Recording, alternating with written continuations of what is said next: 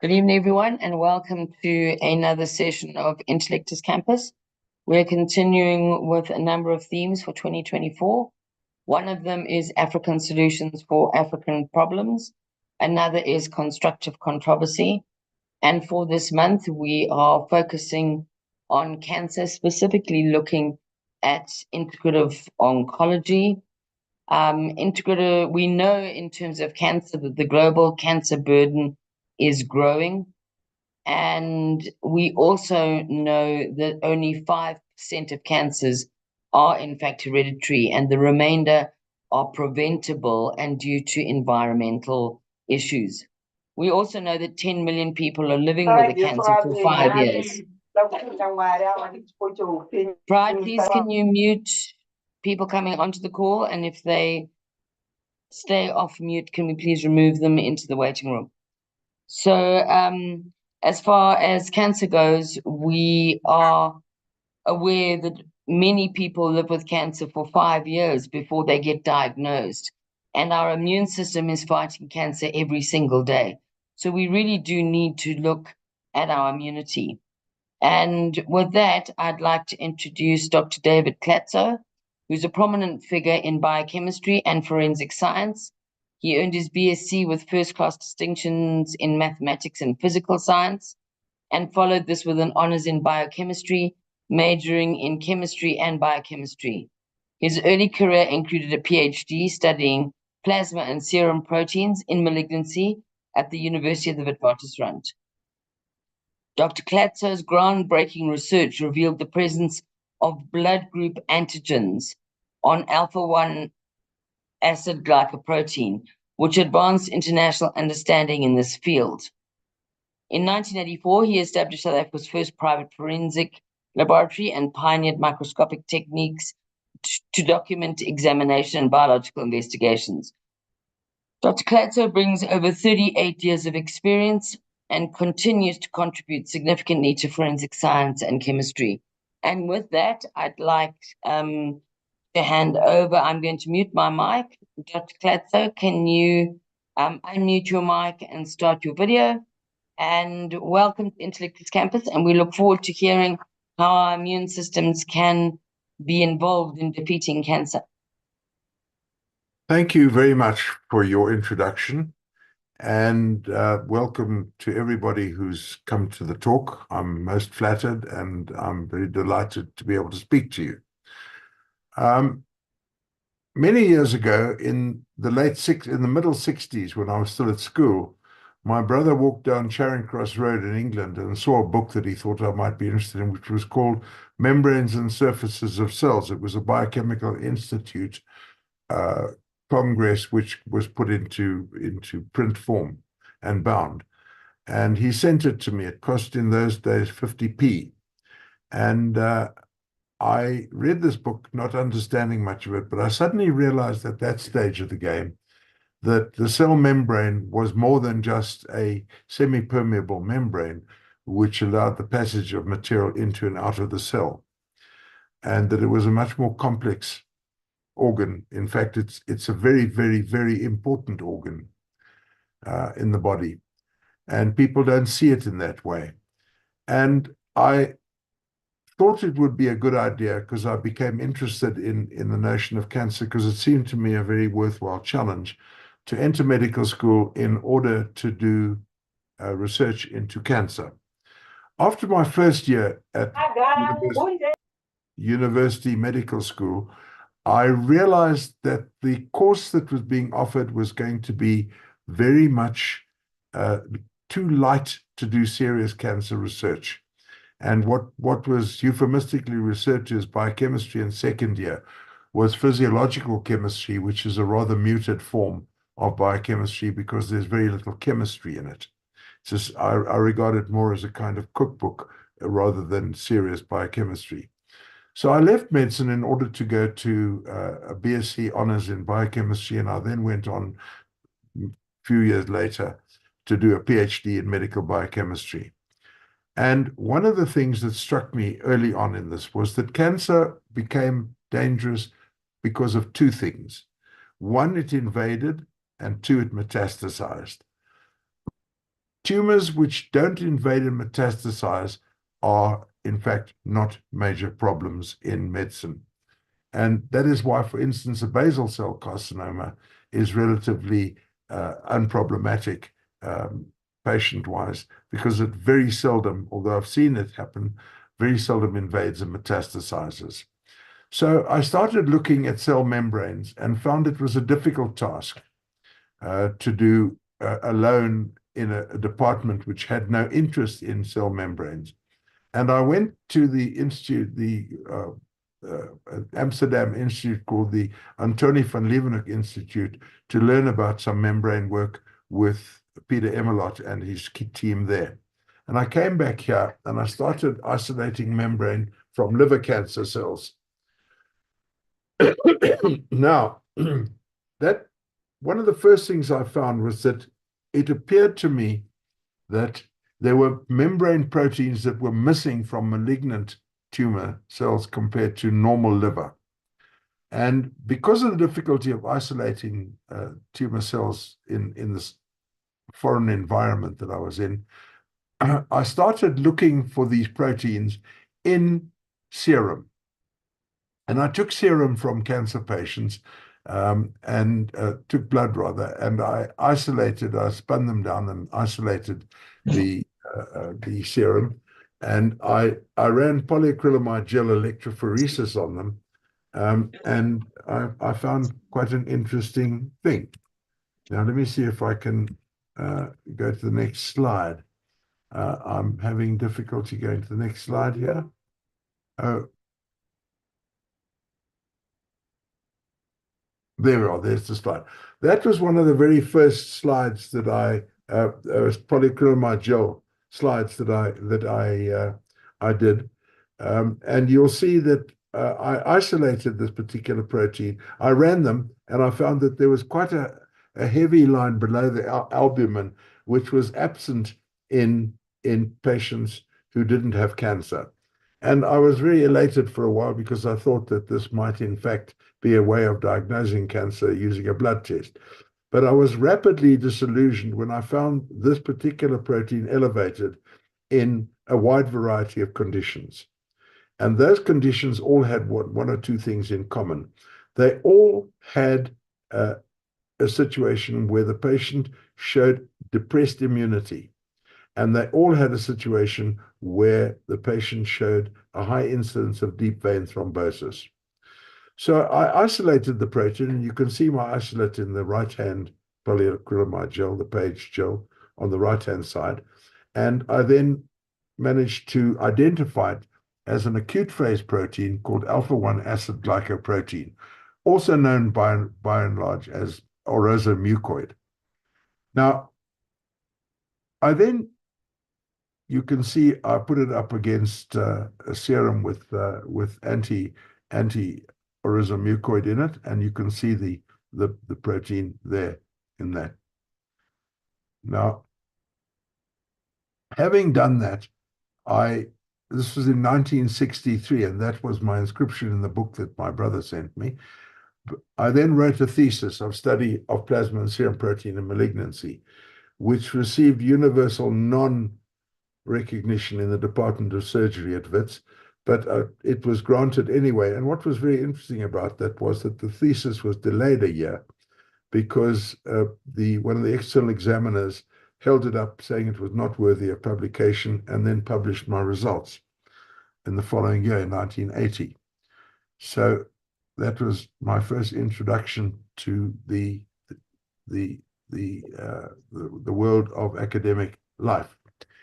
I then, having isolated it, I started to have a look at its properties, and I found that it was full of blood group antigens. If I put it up against blood group antisera, I found that I could find almost all the blood groups on this protein.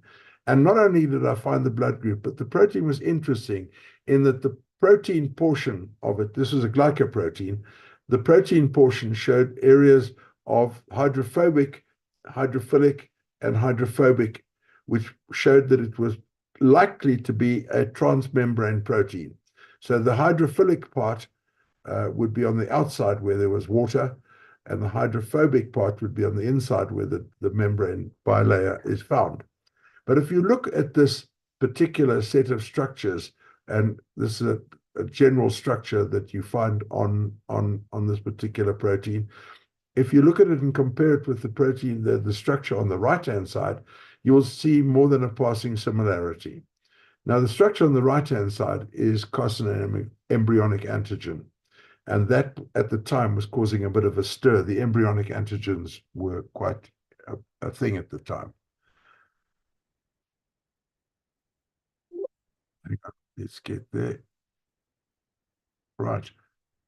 Now, portions of the what I did at the time was also quite interesting. I published this in the South African Journal of Surgery on 3 occasions, and some of the work was published in Vox Sanguinis, and some of the work was published in Transplantation. Now, the transplantation one was interesting for a couple of reasons. Number one, the raised levels of this protein were able to predict with some degree of accuracy the success of the transplantation and the process whereby it was immunologically rejected or not. So it was quite useful. But the one in Vox Sanguinis was also very interesting in that we showed all these antigens for the first time on this particular protein. There is the serological study of serum mucoids from normal subjects, which I did with a very fine biochemist, serologist actually, called Gerard Foss, who worked at the Institute of Immunology in Durban, the Natal Institute of Immunology. The protein was, here's the article in Transplantation, and the presence of these 2 proteins, which had predictive value in patients with rejection. And you can see here, for instance, that in patients who were normal and transplants, the level of protein of A and B band, which we called them then, were raised compared to normal people.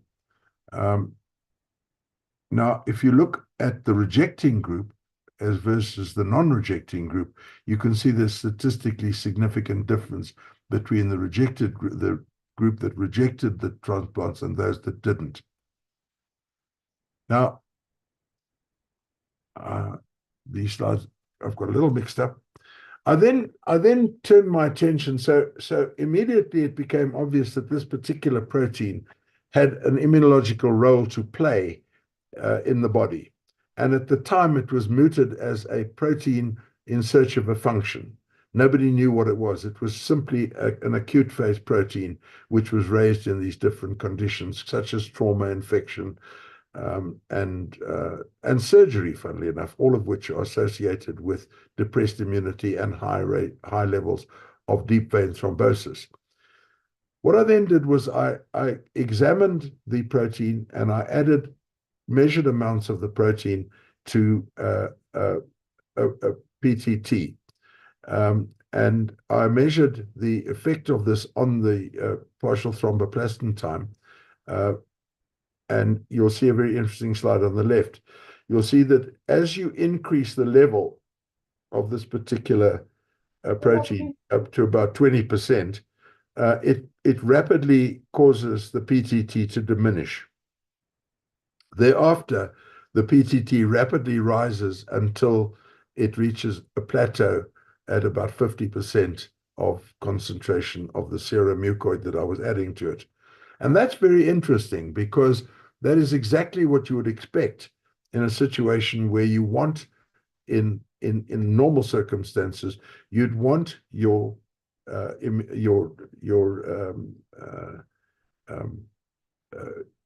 coagulation cascade to kick in very quickly, okay? And then you'd want it to stop kicking, because you don't really want the cascade to go on being present and go on producing coagulation. And this has got some important concepts to be thought about in terms of the microcoagulations you're getting at present with COVID-19. And I think there's something to be looked at there. Now, the PTT was quite important because, of course, that measures the intrinsic pathway. And the net result of that, it had no effect on the extrinsic pathway. It also was able to reverse the effect of heparin, as you can see from this slide. The plasma extract, when added to heparinized blood, reduced it back to almost normal levels. And I think if I'd used a little more at the time, it would have been reduced to the normal levels or possibly even below. Now, the man who my thesis was handed in 1978, and it was sent to the man in this article, Carl Schmidt, who was the man who originally put forward the notion that it was a protein in search of a function. And you will see that Dr. Schmidt found it very useful to read my thesis and publish this paper in PNAS the 2 years after I submitted my thesis.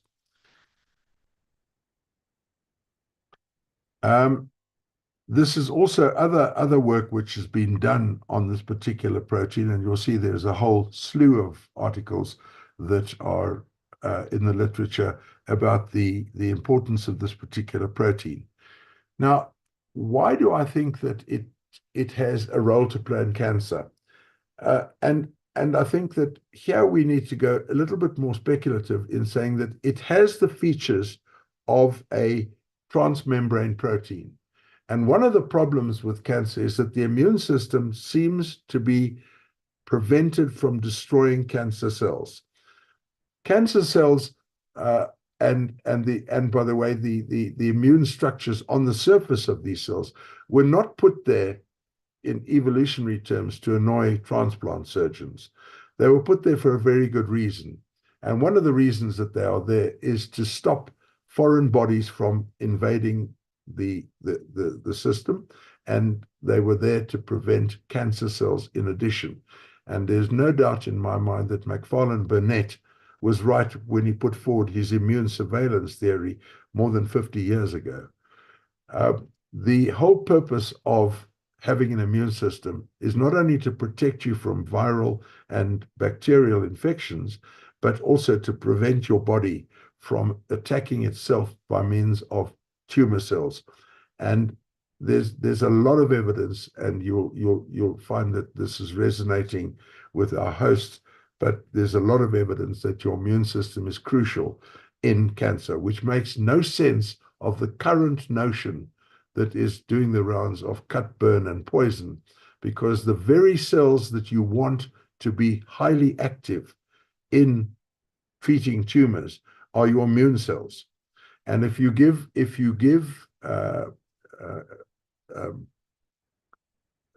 medication which fights the immune system and destroys your bone marrow by being indiscriminate in the cells that it kills, you are harming the very system which is most likely to help you in overcoming this horrible disease. So I have at the time that we were working on this, I put forward this notion that the way forward was to think about using immunotherapy to treat cancer and to work towards understanding the differences on the cell surface, which enabled the body to recognize these tumor cells. And we know that the body does recognize cells when they're out of place in the body. I mean, damage to the eye results in cells from the retina circulating, and these are rapidly destroyed by the immune system, resulting in sympathetic ophthalmia. So that process of the immune system recognizing cells out of place in the body is by no means an unusual or a crazy idea. So getting back to the notion of this as a membrane protein and why it's so important, this alpha acid glycoprotein, is the following: that if these cells become detached from these membrane proteins become detached from the cell, the malignant cell, they form a pool in the blood of membrane proteins which are mopped up by the lymphocytes that are specifically on their way to kill the cancer cells. A little bit like an octopus releases, or a squid releases an ink cloud in order to escape its attackers. And by releasing this, the immune system is so tied up with picking up these loose proteins that the tumor cell can proliferate behind this curtain of loose membrane proteins carrying the very antigens that are present on the tumor cell. And if one goes back to the notion that we can treat cancer using immunotherapy, it might be something very well worth exploring, that if one could find a way using a monoclonal antibody or some other means of removing these acute phase proteins, you might be able to do two things. One, you may be able to allow the tumor to be attacked properly at its base by the immune system, and B, you could probably prevent the other nasty effects of this particular serum protein in causing deep vein thrombosis and coagulation problems. Now, that was then. We now know that alpha-acylglycoprotein, despite the fact that that was ignored to a large extent in 1970, 78, we now know that this protein regulates every single event involved with inflammation, including the binding of pathogens and the modulation of white blood cell activity throughout the entire leukocyte attacking sequence. And that's why it's important, again, and why it pitches up in having some sort of predictive function in transplantation immunology.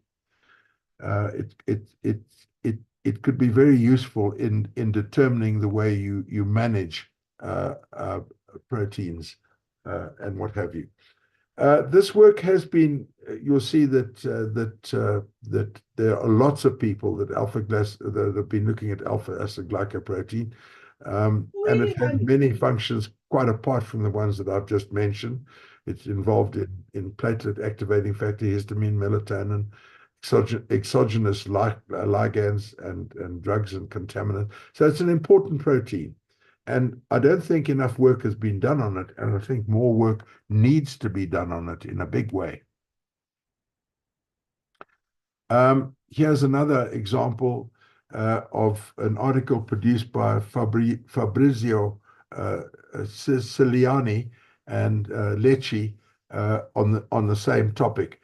And they come to the conclusion that it is produced by the liver. But I think that is only one place where it's produced. There's no doubt that people like Ten Fazey in England are starting to see that this protein is all over the place. And I've got no doubt that it is produced by shedding off the cells of damaged tissue elsewhere, or even tissue which is pathologically damaged by being malignant. So there's no doubt in my mind that this is a protein that is well worth spending a lot of time looking at. Now, where do we go from here? I think the way we go forward from here is that we need to understand that if we can get a handle on this protein, if we can see and we look serologically at the nature of the protein, we will start to understand how it affects the immune system and how it affects the lymphocytic activity. And it would be very well worthwhile to see whether an immune activity can be launched against this particular protein in order to get it out of the circulation and stop it from doing the ugly things that it does. So I'd be very pleased to answer any questions that would flow from this brief introduction to a protein which started off unknown and is now recognized as a major player in the immune system. Thank you.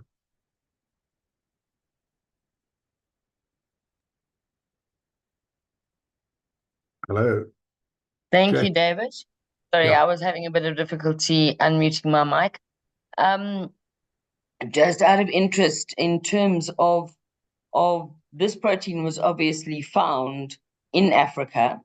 How do you see it going forward commercially is it producible? And how would you see therapies that were targeted to work in the African context? It's a very easy protein to isolate and purify with very simple methodology. Very simple. You don't need a major protein separating exercise to actually make pure large amounts of this protein. And it would be probably very easy to extract the protein from the bloodstream of people suffering from cancer and to produce an antibody against it. And I'm thinking in terms of therapy now, that if you could produce a monoclonal antibody against it, it might be very interesting to see what effect that has on the outcome and progression of the tumor. And one of the other questions that has come up on a private message is basically there's a lot of concern. We're very aware in Africa that when the immune system is impaired, we see cancers. And we're seeing a lot of turbo cancers, a lot of young bowel cancer, and a lot of it seems to have come after the COVID, the last 4 years in COVID. Yeah. Some of it seems to be related to patients who've had COVID-19. Other cancers seem to be related to injections that have been given. Do you have an opinion on how the immune system is altered, and do you think some of these turbo cancers are related in any way to COVID? I've got little doubt that it's a field of study that should be pursued as soon as possible. And I think that if one would start looking at the levels of alpha-asydglycoprotein in patients who've developed these early tumors, and I'm well aware that this is happening, I think that it might be very well worthwhile looking at the level of the protein and conducting a serological study on them and going forward from there. Because once you can identify them and once you can see how they've been altered from normal proteins that are present in the serum, I think that it's something which, although speculative at the moment, I think it would be a very, very well worthwhile field of exploring. And not a difficult, not an expensive field to explore either. Cool. And one other question, if you were to compare chemotherapy and immunotherapy, what would you advise a patient? Which route would you advise them to go down? Okay. In 1978, I presented the Howard College lecture for that year at Durban University. And the title of the talk was, Cancer Chemotherapy, is the treatment worse than the disease? And it was at the time that laetrile was being explored for the treatment of cancer. But at the time, I was approached by a senior surgeon at the local hospital who told me that I was a mischief maker.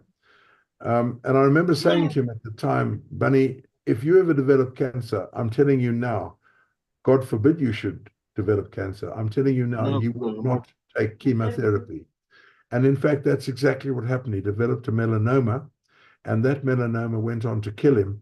And in his terminal stages, he said to me, I didn't take chemotherapy. I think he was embarrassed by the attitude he took.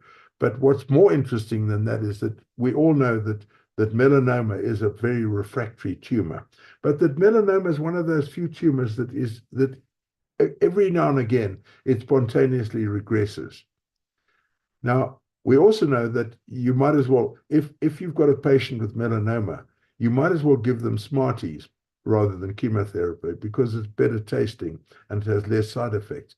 So I'm very antagonistic towards chemotherapy, and the results of immunotherapy on advanced melanoma, I'm talking stage 4 melanoma, are very exciting. Patients that I would have expected to die within 6 months are 7, 8, 9 years into treatment with monoclonal antibodies.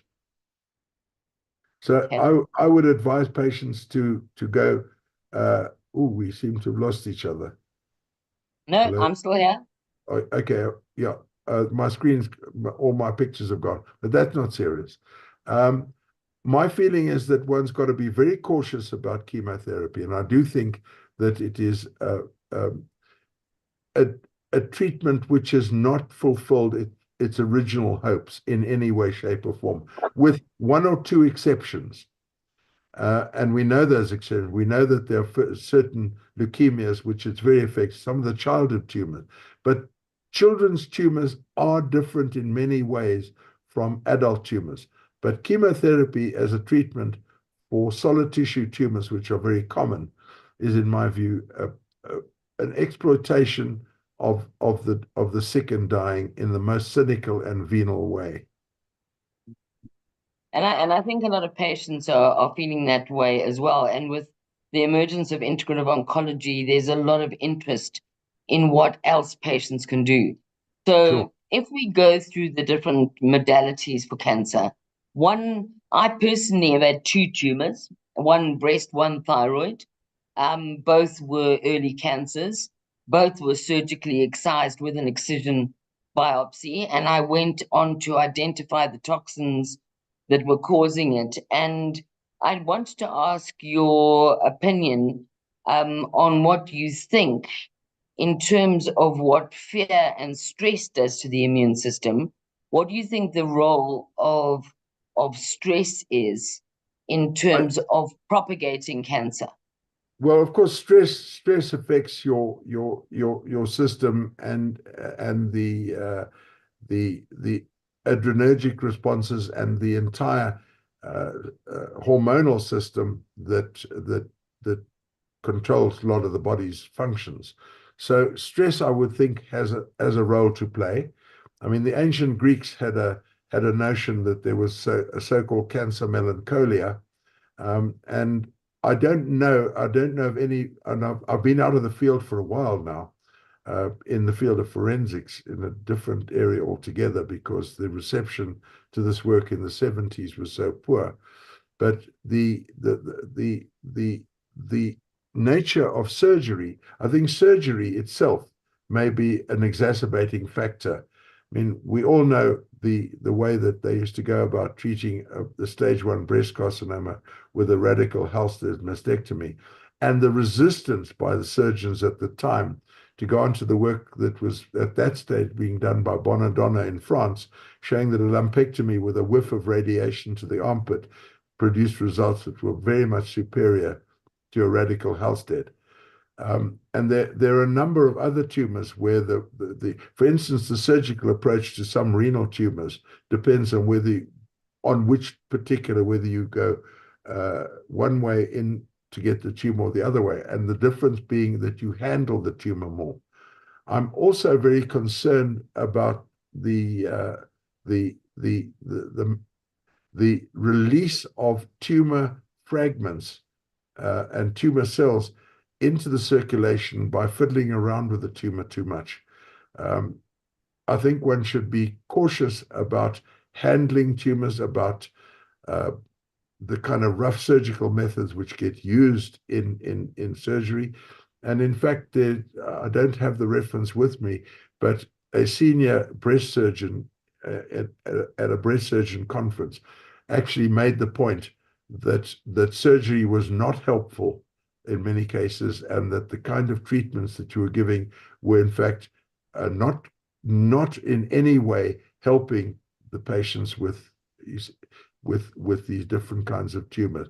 That went very quiet, and I suspect it went very quiet for financial reasons.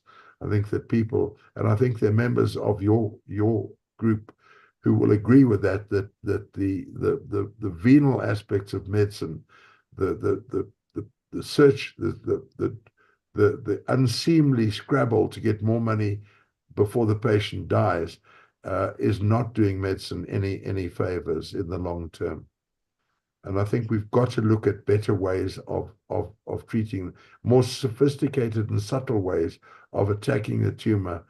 And incidentally, part of that may be present in understanding the placenta, because the placenta is a massive tumor which grows in 9 months, invades and metastasizes without killing the patient. Now, how does it manage that? Very interesting concept. And Beaconsfield, publishing in the late 70s, made this point about the placenta being an ideal model to understand the kind of immunology, both tumor and transplantation immunology, that we need to focus on now. So I think one of the messages that has come across quite strongly and certainly has come out recently is when we look at Africa's statistics compared to the so-called advanced countries. And the Human Development Index is a measure of how developed a country is.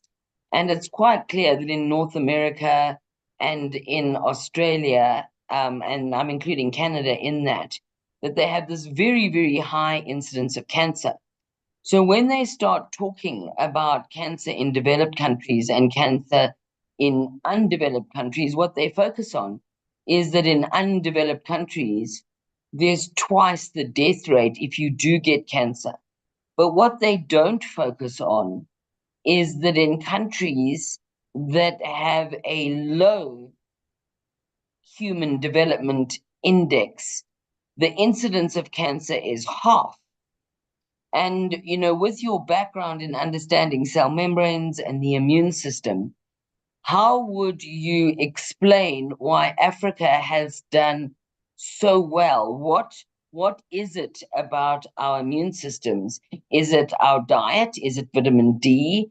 Is it a lack of exposure to toxins? What do you see is Africa's secret? I think part of Africa's secret is that our immune systems are exposed to insults every day in a way that, for instance, you would not be exposed in New York. So that people are much more exposed to keeping, it's a case of if you don't use it, you lose it. And Jonathan Haidt has written a very, very interesting book on the coddling of the American mind, and where he makes the point very succinctly that you've got to actually allow the body to be faced with insults. And Africa is a good place where the body is faced with much more in the way of insults than in, for instance, the mollycoddling in New York and in Britain, for instance. Children don't go out and play in the mud anymore. They don't fall off trees, and they don't injure their arms, and they don't get bruises and scratches, and they're not exposed to the kind of insults that we are exposed to in Africa. So I would say that is an area one should take Jonathan Haidt's work and move it forward and try and understand how that applies to a variety of diseases, not only cancer, but for instance, the childhood allergies. Would be, there's good evidence that the failure to deal with antigens that are gratuitously exposed to you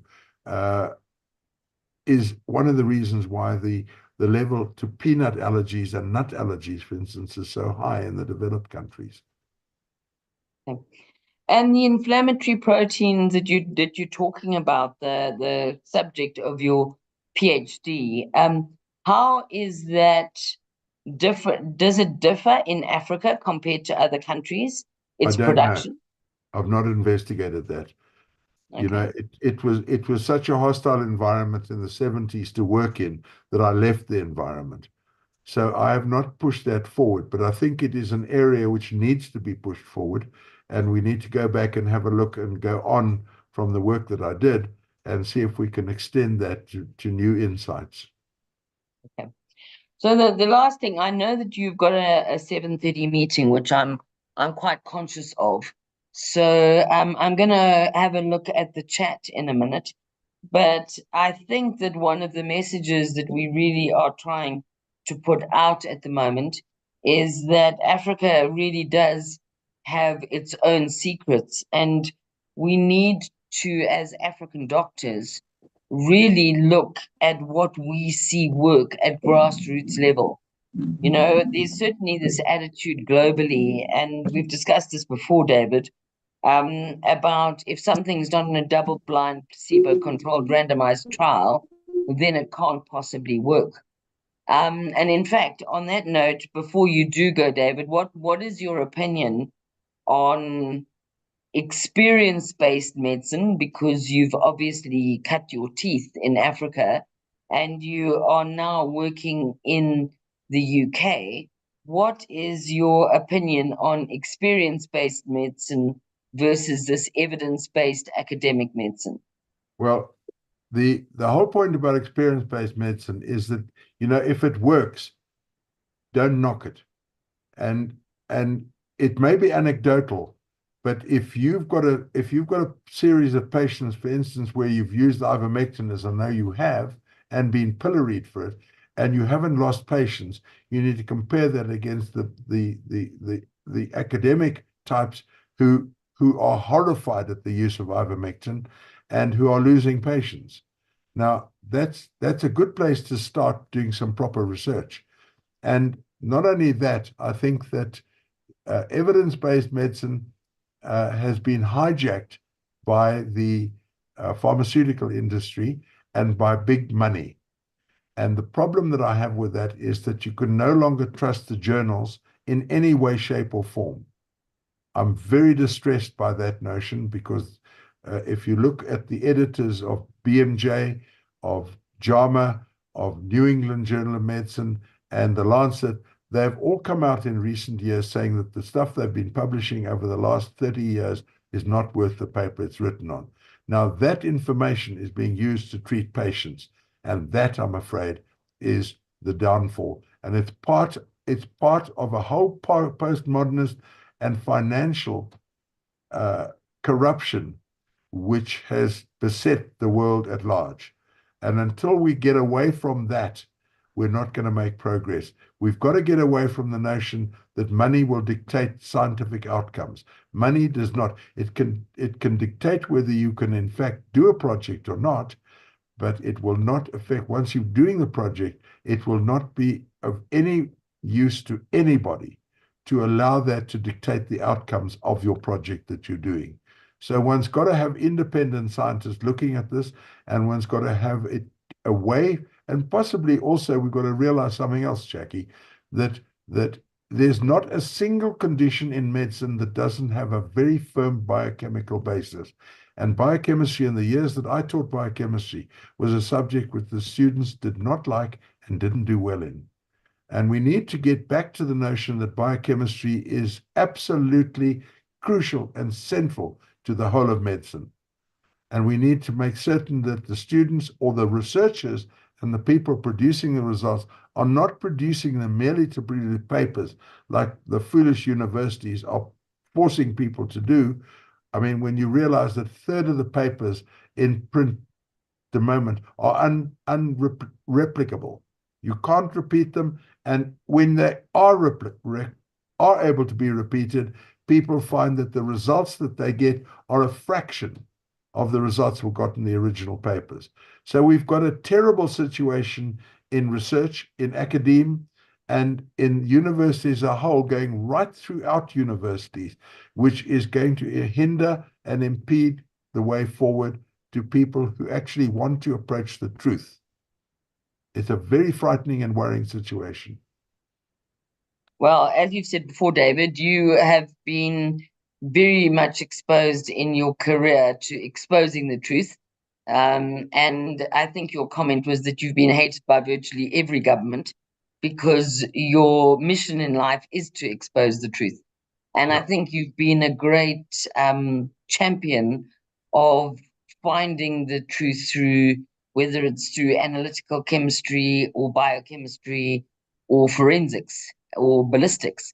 So I'm very grateful to have you on the call, because I really do think in Africa we need to realize that we haven't always been told the truth, and we defer to countries outside of Africa whose interests may be more commercial than they are altruistic.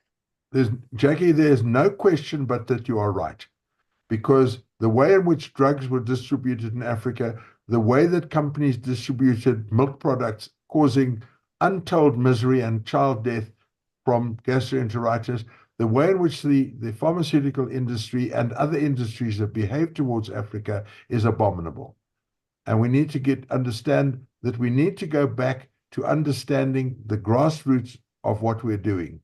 And postmodernism needs to be rooted out entirely from our endeavors. we need to realize that the search for power has got nothing to do with a search for truth.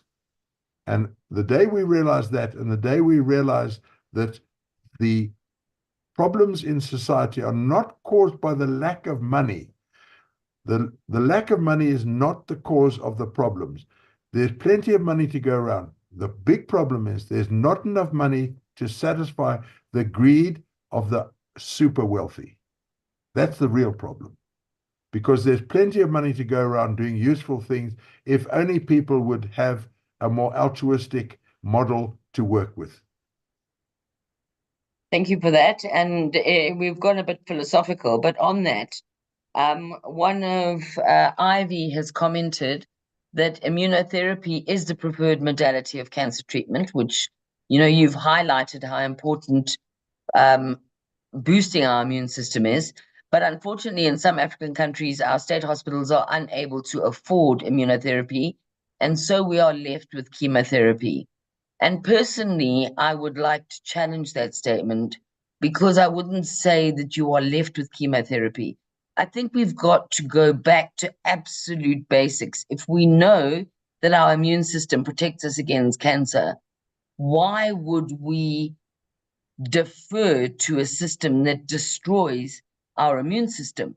And I think that we really need to look very carefully at, Paul Marek has recently put out a comment that well over 80% of cancers will do worse on chemotherapy.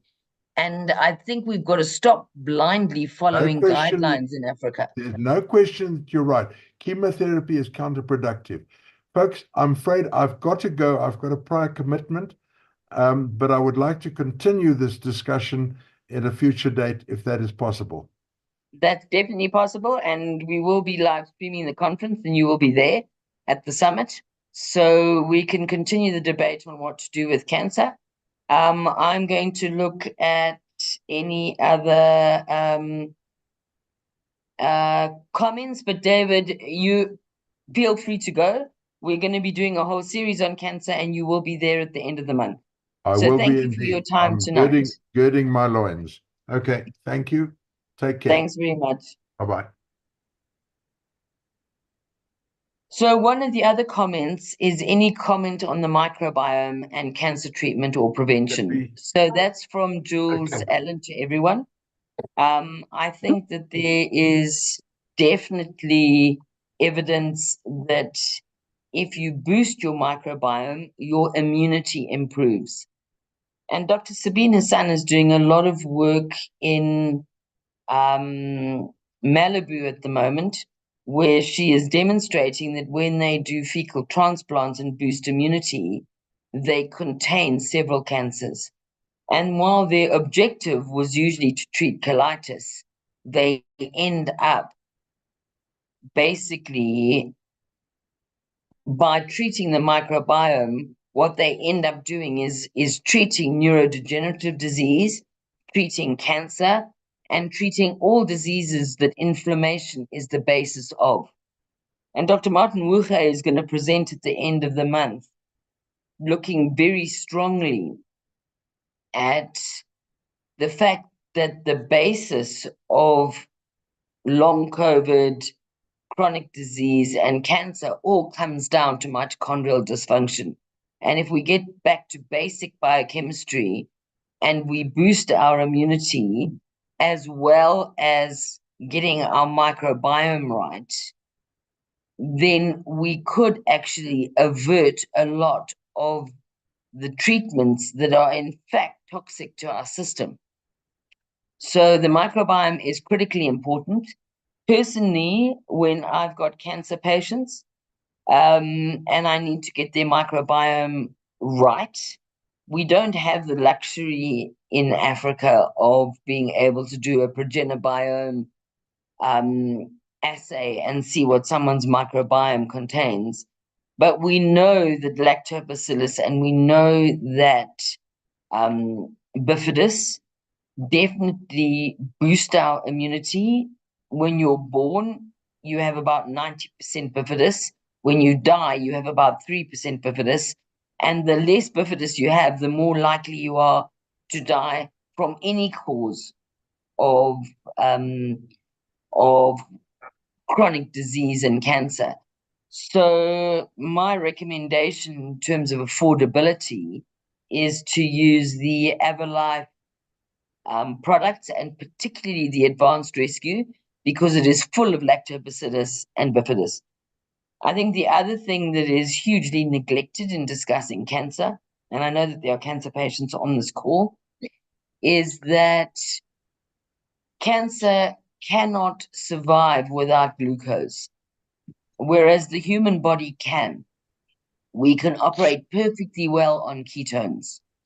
And certainly, I have a patient that I'm going to present tomorrow on another forum, but that will be recorded, who developed a 17 centimeter hepatocellular carcinoma.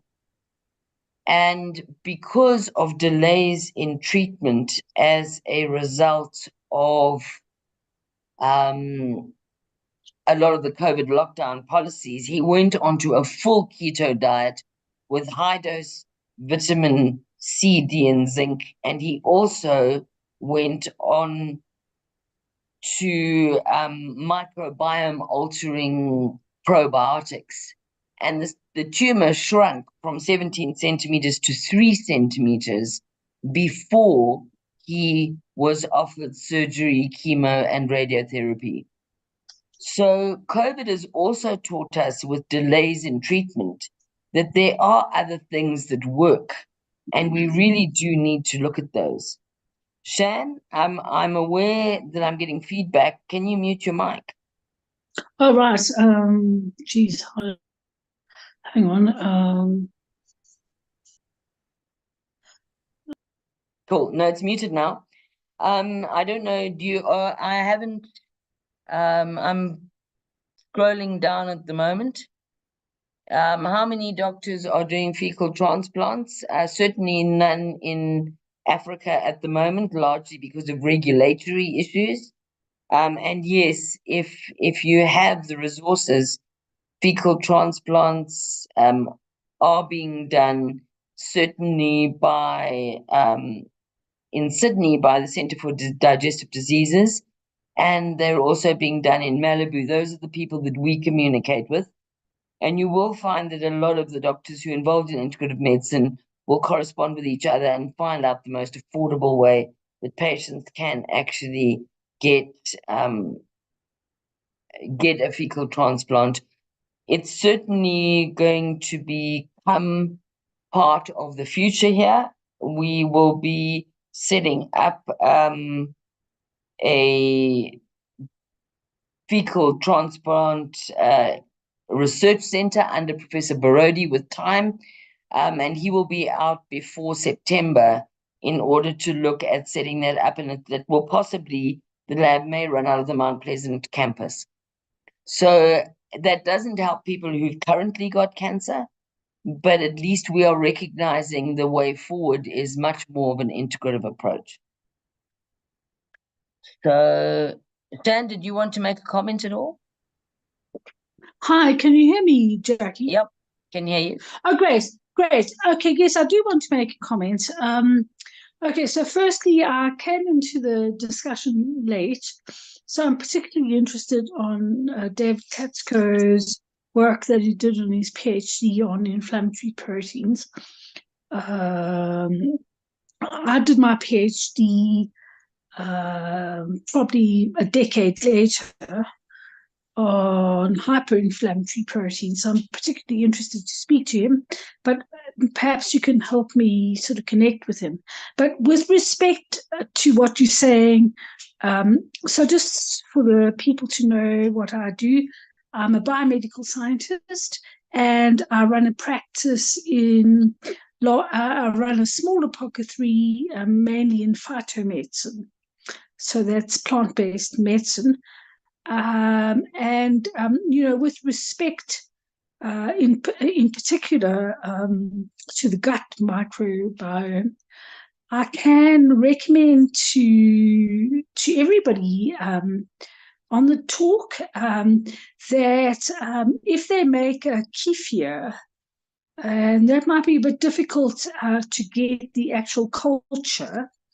So kefir gets its name from Lactobacillus kefirans, and it is a very rich fermented raw milk, preferably raw milk, unpasteurized raw milk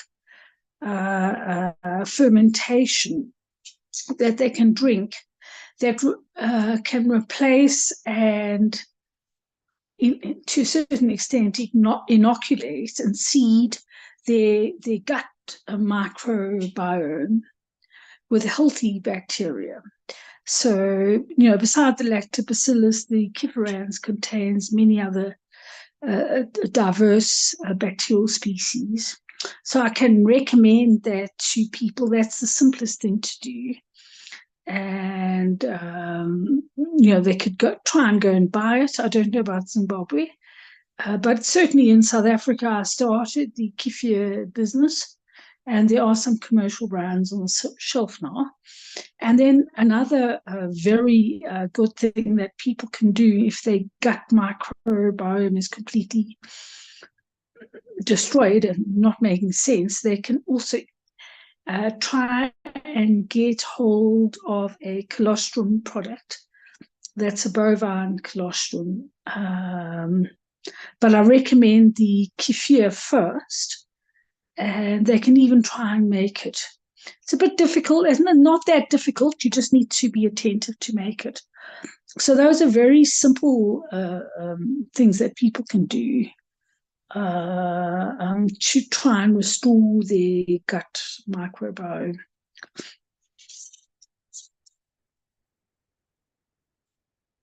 And also, with respect to what I battled to unmute there.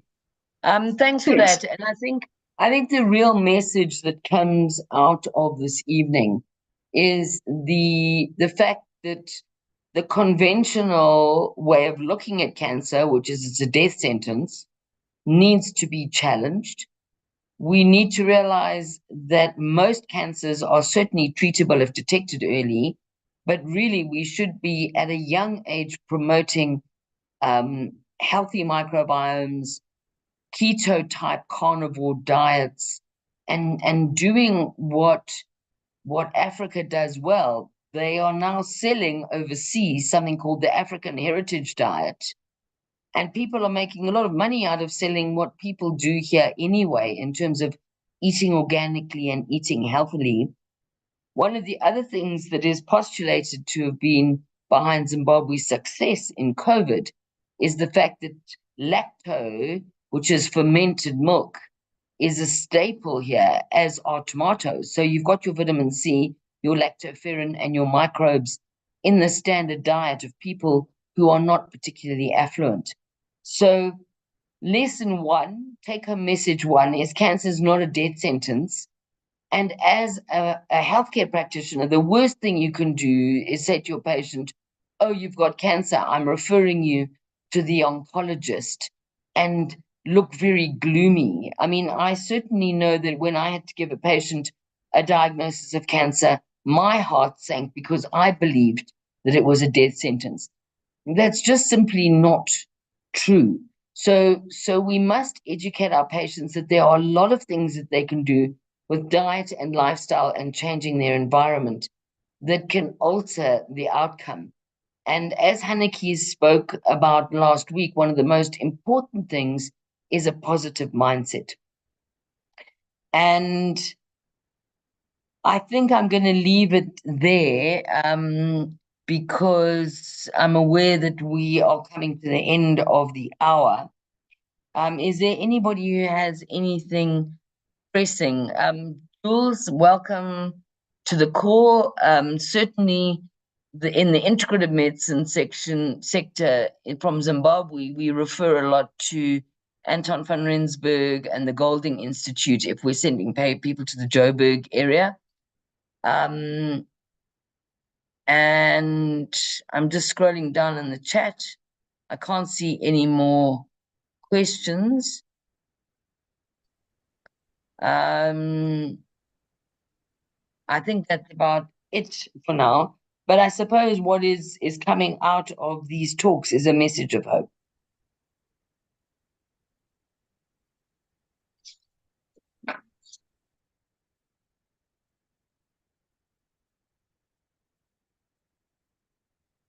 So, Rita, your comment on kefir versus fermented vegetables. What about vegetables fermented in salt and water?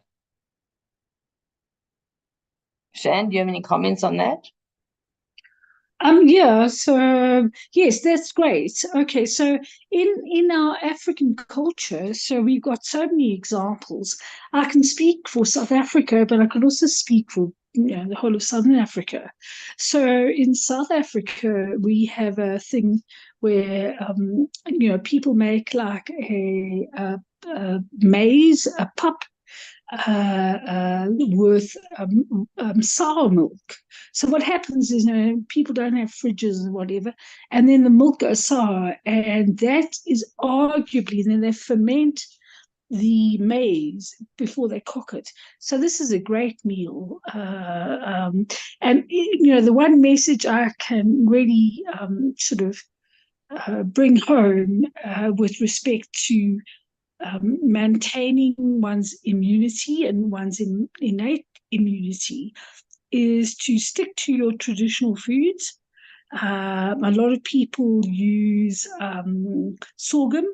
That's also good. Even the sorghum beer, just don't consume too much, is good for you. And to use your natural herbs. So one of the greatest gifts to Africa is moringa. So the more diverse, and for people to eat their natural foods. So morocho is a great meal. So I would encourage people to stick to their traditional diets because these are very, very healthy. And it will broaden the base of your immune system. That's Yeah. And Thank you for fermented that, products. Any fermented product is as long as it doesn't over ferment, you're good to go. Yeah. Someone's asked a comment on non-alcoholic mahiwu beverages. Are you familiar with that? Yeah, those are good. They're very good. Because what's happening is the sort of raw starch is being broken down to sort of more digestible protein carbohydrate sort of mixture. So, but importantly, these substances they contain so many different substances that prime the immune system. And that's what we need. I mean, like a simple plant like moringa can prime the immune system horizontally into so many, what can I call them? Defensive proteins, good proteins. So not inflammatory proteins, but good proteins that can sort of kind of gear up your immune system to be able to see the bad proteins when they come along. Yep. So the plant proteins are very good in charging up your immune system. As soon as you go to any form of refined diet, you're in problems. So my best advice I can give to anybody is don't buy any food with a barcode on it. It's as simple as that. Raw food, irrespective of what it is, in terms of your socioeconomic status, and as much protein as you can put in your diet.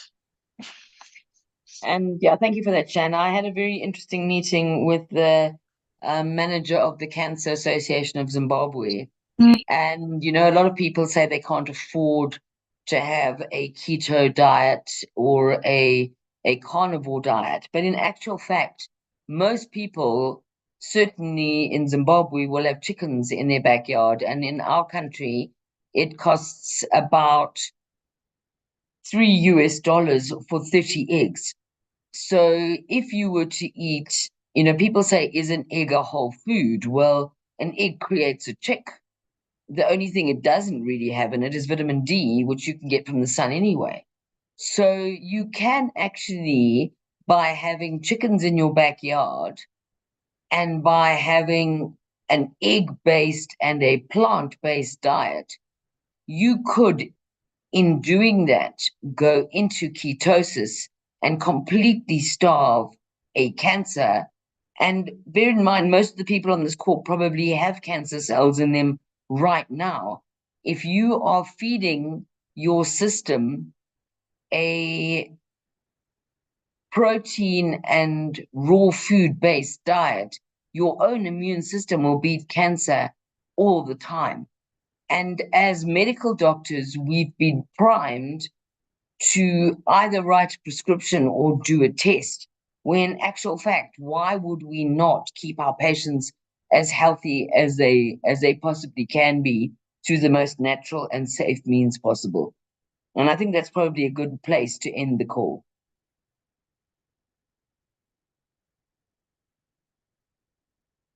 Good. Thank you, everyone. Sorry, Ruben, the time we actually started at 18:30, and there must have been a miscommunication because we started at 18:30 exactly. So apologies if there has been a miscommunication. And with that, I'm very aware that Zimbabwe at the moment has got the most spectacularly disastrous roadworks happening, which I'm sure will be great in the long term, but I am aware the staff need to get home. So I'm going to end the call there. Thank you, everyone, and I hope you found the session informative, and I hope it opened your mind more than what we've been taught in the conventional world. So thank you, everyone, and good night.